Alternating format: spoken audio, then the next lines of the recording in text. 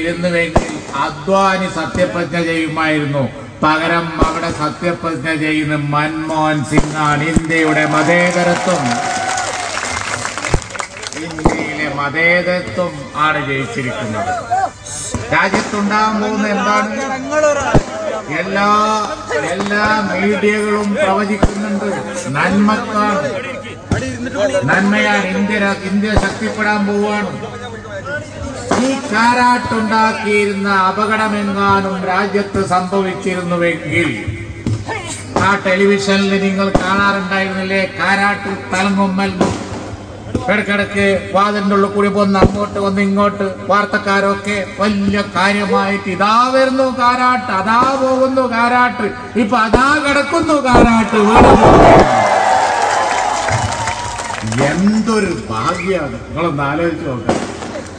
4 സീറ്റും കൊണ്ട് ഇവനെങ്ങാനും കേരളത്തിൽ നിന്ന് പോയിരുന്നെങ്കിലും ബംഗാളിൽ നിന്ന് വന്നിരെങ്കിലും അവിടെ മൂട്ട കടിന്റെ മാതിരി ഇരിക്കപ്പൊറുതി വന്നരുവോ?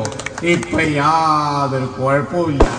അവരെ ഒന്നും ആരും അന്വേഷിക്കുന്നില്ല. മഷിയിട്ട് തെരഞ്ഞു നോക്കിയാ ഡൽഹിയിൽ കാണാത്ത കോലായി. എന്തൊരു ഭാഗ്യമായി! എല്ലാരും പിന്തുണ പ്രഖ്യാപിക്കുകയാണ്. ഊക്കും പമ്പും പറഞ്ഞോനൊക്കെ പിന്തുണ പ്രഖ്യാപിക്കുകയാണ്.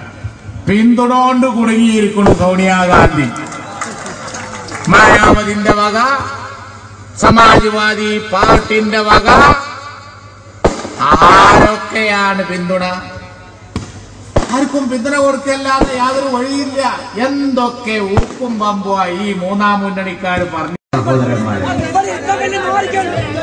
നേരത്തെ ഇവിടെ പറഞ്ഞതുപോലെ നമുക്ക് റോഡങ്ങ് ഫ്രീ ആക്കിയേക്കാം. നമ്മുടെ വളണ്ടിയർമാരിറങ്ങി ബ്ലോക്കായി കിടക്കുന്ന വാഹനങ്ങളെ പോകാൻ അനുവദിക്കും.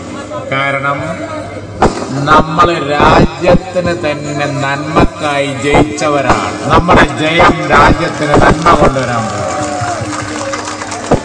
അതുകൊണ്ട് ബ്ലോക്കായി കിടക്കുന്ന ഒരു യാത്രക്കാരനും നമ്മളെ ശപിക്കാൻ പാടില്ല.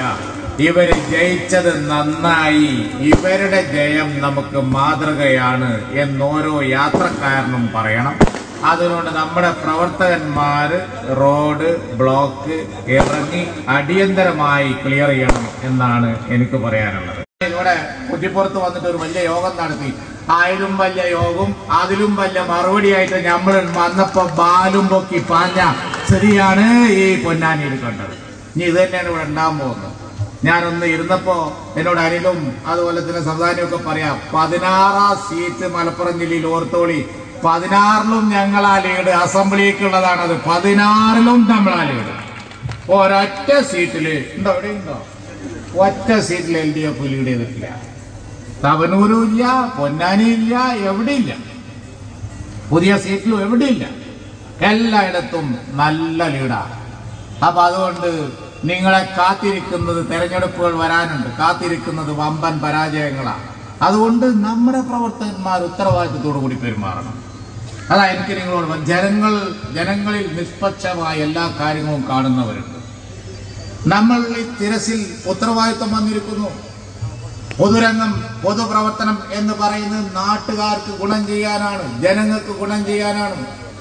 ഞാൻ അതാ റോഡ് ബ്ലോക്ക് ചെയ്യാൻ പാടില്ല എന്ന് പറഞ്ഞത് ഉടൻ റോഡ് ക്ലിയർ ചെയ്യണം, ക്ലിയർ ചെയ്തു. അത് വേണം എന്ന് ഞാൻ പറയാൻ കാരണം എന്താ? നമ്മൾ ജയിക്കുമ്പോൾ നമ്മുടെ ശിരസ് കുനിയണം.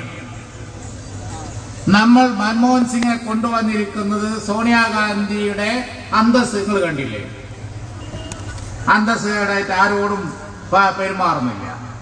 ഉറച്ച് പറയേണ്ടവരോട് ഉറച്ച് പറയുന്നുണ്ട്. അന്യായം ചോദിച്ചപ്പോ അത് അന്യായമാണ്. തെരഞ്ഞെടുപ്പിൽ ഒപ്പം നിന്നവരെ പരിഗണിക്കും. തെരഞ്ഞെടുപ്പിൽ ഒപ്പം നിൽക്കാതെ 4 സീറ്റ് ചോദിച്ച ആളുകൾ നിങ്ങൾ അവിടെ നിൽക്കി കുറച്ച് കഴിയട്ടെ. അതാണ് ന്യായം. ഉറപ്പിച്ച് പറയുന്നവരോട് ഉറപ്പിച്ച് പറയണം. ആരെങ്കിലും നമ്മളെ പേടിപ്പിക്കാൻ നമ്മൾ പേടിക്കാൻ പാടില്ല. ഞാൻ പേടിക്കലില്ല. എന്നെ പേടിപ്പിക്കാൻ വേണ്ടി എത്ര ആൾ നോക്കിയിട്ടുണ്ടെന്നറിയാം. ഞാൻ ഇന്നേ വരെ അള്ളാന്റെ വേണ്ടുകോടുകൂടി അങ്ങനെ ഒരു സംഗതി